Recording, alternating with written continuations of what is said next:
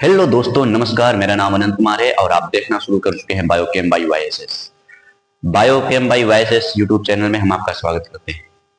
तो आज हम यहाँ पे चर्चा करने वाले हैं कार्बनिक यौगिकों के जितने भी वर्गीकरण हुए हैं या फिर उनके जितने भी प्रकार होते हैं उनको, उनकी परिभाषा और उनके उदाहरण। ठीक है, क्योंकि इनको समझना जरूरी है। इसके पहले वाले लेक्चर में हमने पढ़ा था कार्बनिक यौगिकों के कुछ बेसिक कॉन्सेप्ट और उनमें संकरण कैसे ज्ञात किया जाता है और उसके साथ साथ उनकी आकृति कैसे होती है और कुछ बेसिक चीजें हमने उसमें समझा था। और इस वाले लेक्चर में हम उसके आगे चलते हैं कार्बनिक यौगिकों का वर्गीकरण को लेते हुए। ठीक है, अगर आपने पिछला लेक्चर नहीं देखा है तो आप जाके देख लीजिए। अब हम यहाँ पे पढ़ते हैं। देखिए, सबसे पहले कार्बनिक यौगिकों को, कार्बनिक यौगिक किसे कहते हैं आप सबको पता है। ठीक है, कि हाइड्रोकार्बन तथा उसके व्युत्पन्नों को हम कार्बनिक यौगिक कहते हैं। ठीक है, और यहाँ पे हम समझेंगे कि कार्बनिक यौगिकों को सबसे पहले उनकी बंद और खुली श्रृंखला यौगिकों में बांट दिया गया है। खुली श्रृंखला यौगिक का मतलब होता है जिसमें कार्बन एक खुली श्रृंखला यौगिकों में पाए जाते हैं। समझ रहे इतना? जैसे खुली श्रृंखला यौगिक कह सकते हो, विवृत श्रृंखला यौगिक कह सकते हो, एलिफेटिक यौगिक कह सकते हो। ठीक है, एलिफेटिक इसलिए कहते हैं क्योंकि ये जो कार्बनिक यौगिक होते हैं खुली श्रृंखला वाले, इनका जो गुण होता है वो वसी यौगिक जैसा होता है। ठीक है, क्योंकि ये वसा जैसे इनका लक्षण होता है। अब यहाँ पे है क्या कि कार्बनिक यौगिक में कार्बन की खुली श्रृंखला होती है। कार्बन की खुली श्रृंखला का मतलब यहाँ पे देख सकते हो आप। खुली श्रृंखला का मतलब इस प्रकार से। ठीक है, अब इसके लिए हम इनका जो संयोजकता है वो पूरी करने के लिए हम यहाँ पे हाइड्रोजन जोड़ देंगे। ठीक है, तो इस प्रकार से हमारा हो जाएगा ये खुली श्रृंखला। अब ये खुली श्रृंखला क्या हो जाती है, सीधी भी हो सकती है। ठीक है, इसके साथ सीधी भी हो सकती है, नहीं तो क्या हो सकता है, पार्श्व भी हो सकता है। ठीक है, शाखित, शाखित मतलब शाखाओं में भी बढ़ सकती है, लेकिन ये खुली रहेंगी, चक्र के रूप में नहीं रहेंगी। ठीक है, और ये दो प्रकार की होती है। जो खुली श्रृंखला यौगिक होती है दो प्रकार की होती है, एक हाइड्रोकार्बन होता है और दूसरा होता है हाइड्रोकार्बन व्युत्पन्न। पहला हाइड्रोकार्बन होता है, दूसरा हाइड्रोकार्बन व्युत्पन्न होता है। तो इसमें क्या बताया गया कि ऐसे कार्बनिक यौगिक जो केवल कार्बन तथा हाइड्रोजन से मिलकर बने होते हैं, नाम से स्पष्ट है, ऐसे यौगिक जो केवल कार्बन और हाइड्रोजन से मिलकर बने होते हैं उन्हें हम हाइड्रोकार्बन कहते हैं। और ये हाइड्रोकार्बन भी दो प्रकार के होते हैं। ठीक है, संतृप्त हाइड्रोकार्बन और असंतृप्त हाइड्रोकार्बन। संतृप्त हाइड्रोकार्बन मतलब सेचुरेटेड हाइड्रोकार्बन। संतृप्त हाइड्रोकार्बन में कार्बन कार्बन के बीच में केवल एकल बंध ही पाया जाता है। ठीक है, एक बंध पाया जाता है और उसकी संयोजकता को पूरी करने के लिए उसको हम हाइड्रोजन के साथ जोड़ देते हैं। ठीक है, कार्बन की संयोजकता पूरी करने के लिए हाइड्रोजन के साथ जोड़ देते हैं। कार्बन की 4 संयोजकता होती है और हाइड्रोजन की 1 संयोजकता होती है। ठीक है, तो मान लो कि कार्बन किसी एकल बंध से जुड़ा है तो कार्बन को और कितनी संयोजकता पूरी करनी है, 3, तो उसको 3 हाइड्रोजन से जोड़ना पड़ेगा। ठीक है, तो ऐसे हाइड्रोकार्बन जिनमें कार्बन कार्बन परमाणुओं के मध्य केवल एकल बंध उपस्थित हो। ठीक है, एकल बंध उपस्थित हो और जो योगात्मक अक्रिया नहीं दर्शाते। मतलब समझो ना, जब कार्बन कार्बन बीच में एकल बंध है तो उसमें कोई और परमाणु कैसे आके जुड़ सकता है। योगात्मक का मतलब जो 2 या 2 से अधिक अभिकारक जब आपस में जुड़ते हैं तो उसे योगात्मक यानी योग। योग मतलब जब 2 चीजें आपस में जोड़ा जाता है तो उसे योग कहते हैं। ठीक है, और ये कम क्रियाशील होते हैं क्योंकि इसमें सिग्मा बंध ही केवल पाया जाता है। पाई बंध होता तो वो कमजोर होता है, वो बॉन्ड जल्दी टूट जाता है, नए यौगिक बनाता है, लेकिन इसमें केवल सिग्मा बंध पाया जाता है जिसकी वजह से सिग्मा बंध जल्दी टूटता नहीं। और यही कारण है कि ये कम क्रियाशील होते हैं। कम क्रियाशील होने की वजह से संतृप्त हाइड्रोकार्बन को हम पैराफिन भी कहते हैं। ठीक है, पैराफिन, पैराफिन 2 शब्दों से मिलकर बना होता है, 2 ग्रीक शब्दों से।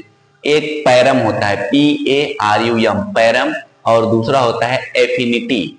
एफिनिटी का मतलब क्षमता होता है और पैरम का मतलब कम, यानी जिसके पास कम क्षमता हो, इसका मतलब कम क्रियाशील हो। ठीक है, तो उसे हम पैराफिन कहते हैं। इसमें हमारा एग्जाम्पल एल्केन का आ जाएगा। एल्केन किसे कहते हैं, अगर ऐसा आ जाए तो आपको केवल इतना ही बताना है कि जब मतलब ऐसे यौगिक जब कार्बन कार्बन परमाणुओं के मध्य एकल बंध उपस्थित हो तो उन्हें हम एल्केन कहते हैं। ठीक है, एल्केन, एल्केन का जो फार्मूला होता है वो आप सबको पता होना चाहिए, नहीं तो हम आपको आगे बताएंगे, कोई दिक्कत नहीं है। तो होता है CnH2n+2, ये एल्केन का फार्मूला होता है। इसका हमने एक एग्जांपल लिए, देखो कार्बन कार्बन बीच में एकल बंध है, ठीक है, और एकल बंध है तो कार्बन की दोनों कार्बन की तीन तीन संयोजकता बाकी है, तो हमने तीनों तरफ से हाइड्रोजन को जोड़ दिया है। तो इसमें देखो कार्बन है और हाइड्रोजन है, इसलिए इनको हाइड्रोकार्बन कहते हैं। और कार्बन कार्बन बीच में केवल एकल बंध है, इसलिए इसको हम संतृप्त हाइड्रोकार्बन कहते हैं, ठीक है। दूसरा हमारे पास है असंतृप्त हाइड्रोकार्बन। असंतृप्त का मतलब इनमें कार्बन कार्बन परमाणुओं के मध्य एकल बंध नहीं होता, दो बंध होते हैं। इसका मतलब इसमें और कोई आके परमाणु उस दूसरे बंध यानी पाई बंध को तोड़कर दूसरा परमाणु आके यहाँ पे जोड़ सकता है। इसका मतलब ये पहले से तृप्त नहीं, अतृप्त है, इसलिए उसको असंतृप्त बोलते हैं। ऐसे हाइड्रोकार्बन जिनमें कार्बन कार्बन परमाणुओं के मध्य कम से कम एक द्विबंध या एक त्रिबंध या दोनों उपस्थित हो सकता है, ठीक है। जैसे यहाँ पे देखो कार्बन कार्बन बीच में तीन बंध उपस्थित है, ठीक है, और यहाँ पे कार्बन कार्बन बीच में दो बंध उपस्थित है।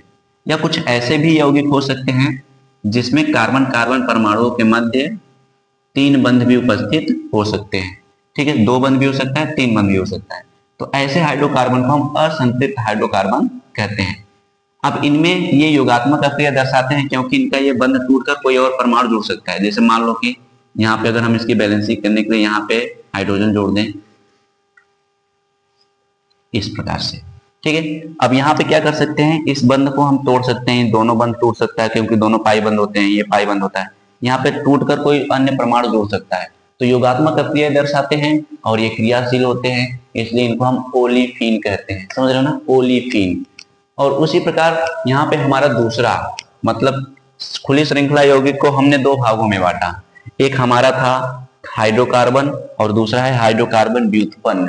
हाइड्रोकार्बन व्युत्पन्न का मतलब होता है कि ऐसे यौगिक जो हाइड्रोकार्बन में कुछ परिवर्तन किया जाता है, कुछ जोड़ दिया जाता है, या फिर किसी भी चीज तरीके से क्या किया जाता है, उत्पन्न किया जाता है, यानी हाइड्रोकार्बन से उत्पन्न किया जाता है।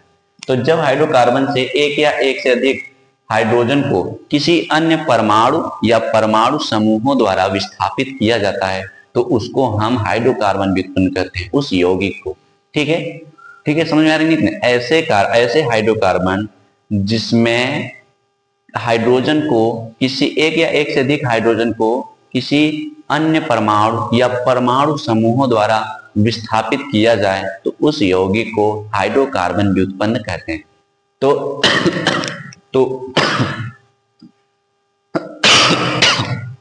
तो ऐसे यौगिक में कौन आते हैं, तो ऐसे यौगिक में जैसे हमारे हेलो एल्केन आ जाते हैं, समझ रहे हो ना, हेलो एल्केन आ जाएंगे, एल्कोहल आ जाएंगे, कार्बोक्सिलिक अम्ल आ जाएंगे, एल्डिहाइड आ जाएंगे, कीटोन आ जाएंगे, ये सारे इसमें आ जाते हैं, ठीक है, उन्हें हम हाइड्रोकार्बन व्युत्पन्न कहते हैं।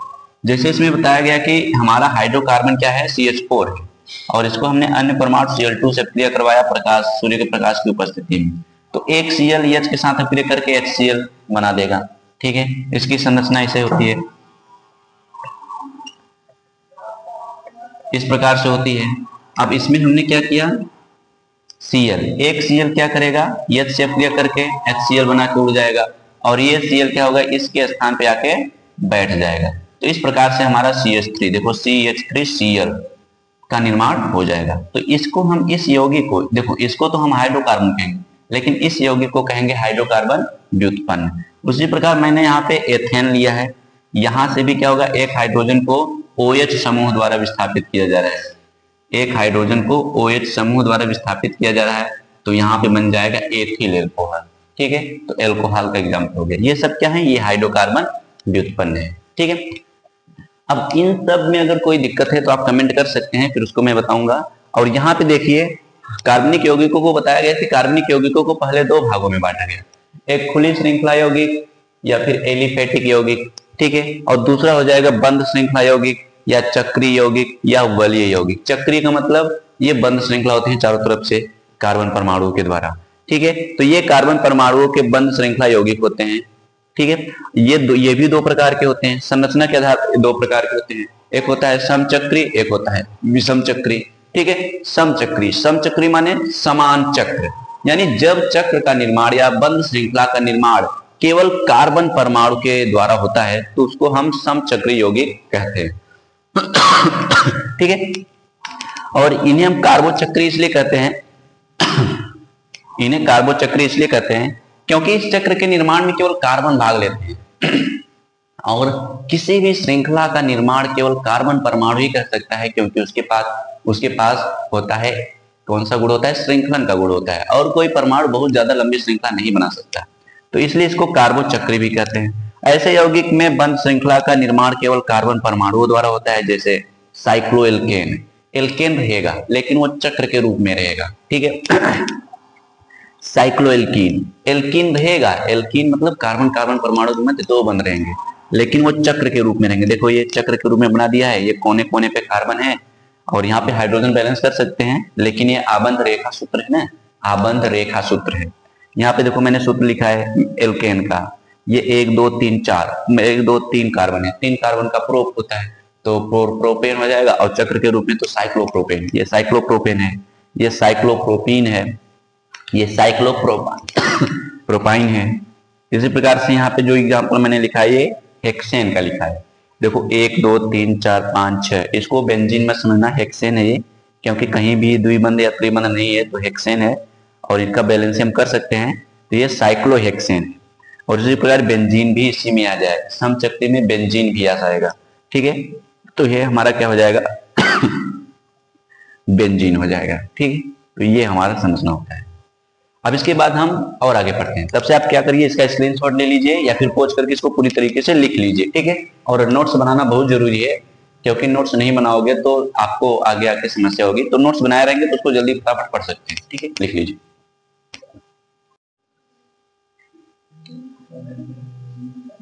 तो अभी हम चक्रीय यौगिक के प्रकार समझ रहे थे, जिसमें हमने ये समझा था कि चक्रीय यौगिक 2 प्रकार के होते हैं, ठीक है, एक समचक्रीय यौगिक और एक विषम चक्रीय यौगिक। किसके आधार पे हमने समझा था उसको, संरचना के आधार पे, ठीक है। संरचना के आधार पे हमने समचक्री तो समझ लिया था, लेकिन बाकी क्या था, विषम चक्री। देखो समचक्री में जो चक्र का निर्माण होता है वो केवल कार्बन परमाणु के द्वारा होता है, ठीक है। लेकिन विषम चक्री का मतलब देखो, विषम का मतलब केवल एक ही प्रकार का परमाणु नहीं रहेगा, एक से अधिक प्रकार के परमाणु रहेंगे, ठीक है। इस चक्रीय यौगिक में कार्बन परमाणु के साथ अन्य परमाणु भी इस चक्र के निर्माण में क्या लेते हैं, भाग लेते हैं। जिसमें एग्जांपल हमको 2 याद रखना है जो कि हमारे एनसीईआरटी में गिवन है, ठीक है। पहला क्या है, टेट्राहाइड्रोपाइरोल। इस प्रकार की संरचना याद रखना है, ठीक है। ये संरचना हमको याद रखना है, ऐसा नहीं कि इसकी कोई ट्रिक है हम याद कर सकते हैं, ठीक है।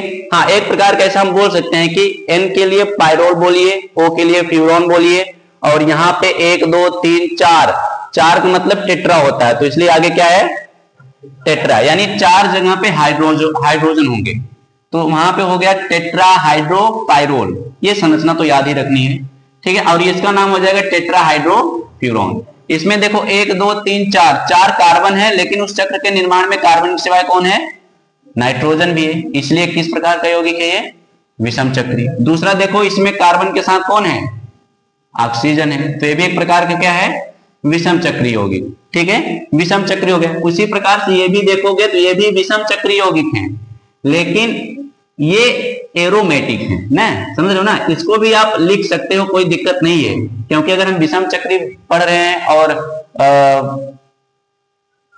विषम चक्री पढ़ रहे हैं और विषम चक्री में मतलब चक्र का निर्माण कार्बन सिवाय कोई और दूसरा परमाणु भी करता है।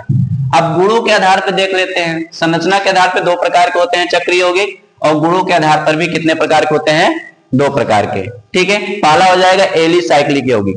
देखो एलिसाइक्लिक किससे मिलता जुलता है, थोड़ा सा एलिफेटिक के जैसा। और एलिफेटिक कैसे यौगिक होते हैं, खुली श्रृंखला यौगिक होते हैं, जिसमें हम एल्केन एल्कीन एल्काइन पढ़ते हैं।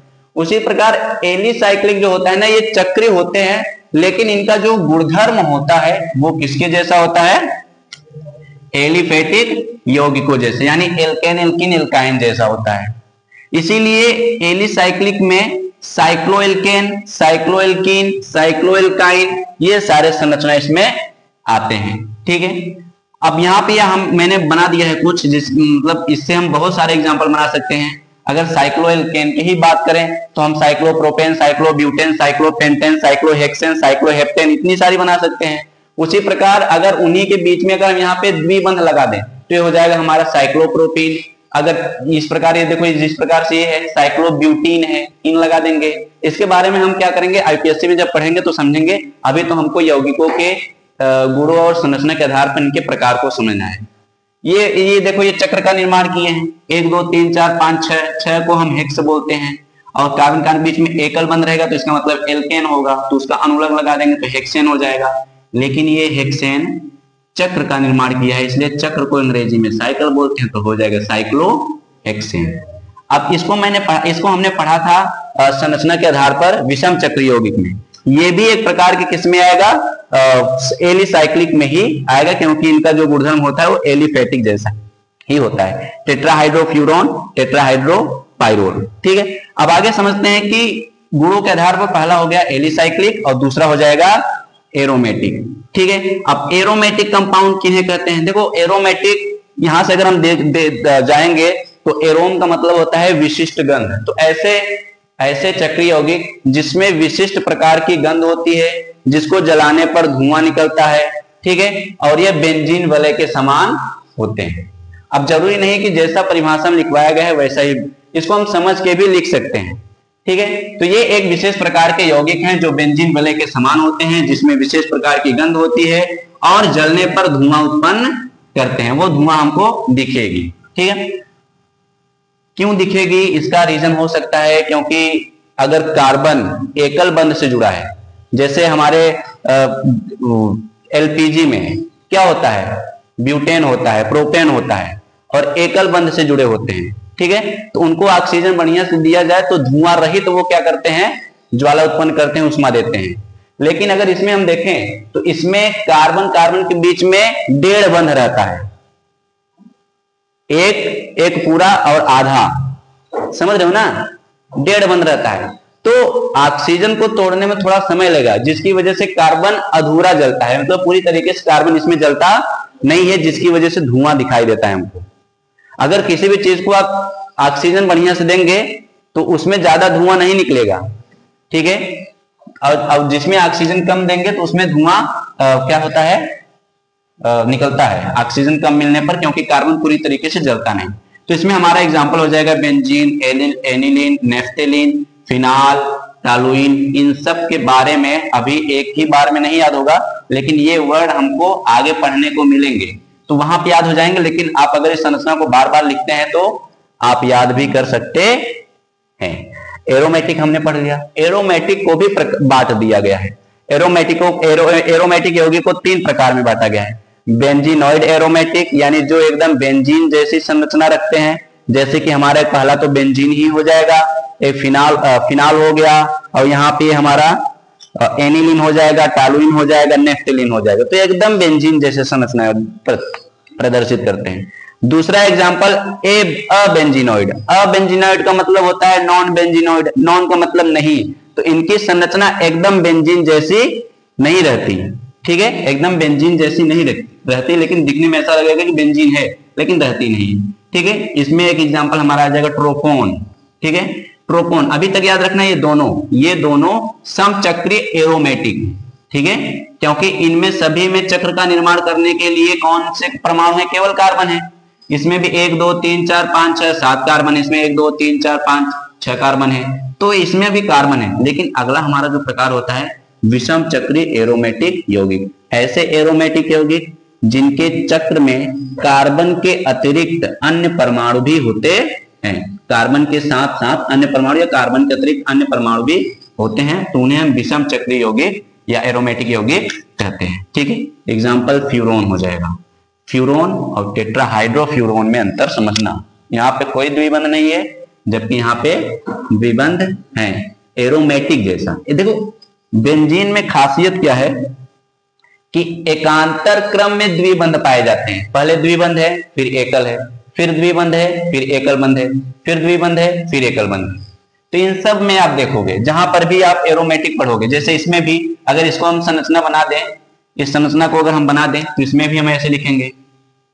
ठीक है, इसमें भी देखो द्विबंध है, एकल बंध है, द्विबंध है, एकल बंध है, द्विबंध है, एकल बंध है। यहाँ पे तो एकल एकल बंध है, याद रखना, इसको इस प्रकार समझना। इसलिए इसको हम क्या बोलते हैं, बेंजीन से थोड़ा हटके है, इसलिए इसको बोलते हैं अबेंजीनॉइड। ठीक है, इसमें भी देखो द्विबंध के बाद एकल बंध, फिर द्विबंध, फिर एकल बंध। तो इस प्रकार के यौगिकों को हम विषम चक्रीय एरोमेटिक यौगिक कहते हैं। ठीक है, तो फिर अब हम क्या पढ़ेंगे इसके बाद हम क्या पढ़ेंगे, आईपीएससी नामकरण पढ़ेंगे। ठीक है, ठीक है। तो आईपीएससी नामकरण के पहले कुछ बेसिक चीजें होती हैं, जैसे कि मूलक, समूह, ठीक है, प्राइमरी कार्बन, द्वितीयक कार्बन, तृतीयक कार्बन, चतुष्क कार्बन, प्राइमरी हाइड्रोजन, द्वितीयक हाइड्रोजन, तृतीयक हाइड्रोजन। और ये सब चीजें पढ़ने के बाद हम क्या शुरू करेंगे, हम अपना क्लास 12th का हेलो एल्केन और हेलो एरिन शुरुआत करेंगे। ठीक है, क्योंकि आईपीएससी बिना समझे वहां पे डायरेक्ट हमारा आईपीएससी अगर करेंगे तो हमको थोड़ा सा, हमको नहीं मतलब हम सभी को कम समझ में आएगा। ठीक है, तो इसका स्क्रीनशॉट आप लोग ले सकते हैं और या फिर पॉज करके लिख लीजिए, फिर अगला लेक्चर हम स्टार्ट करते हैं।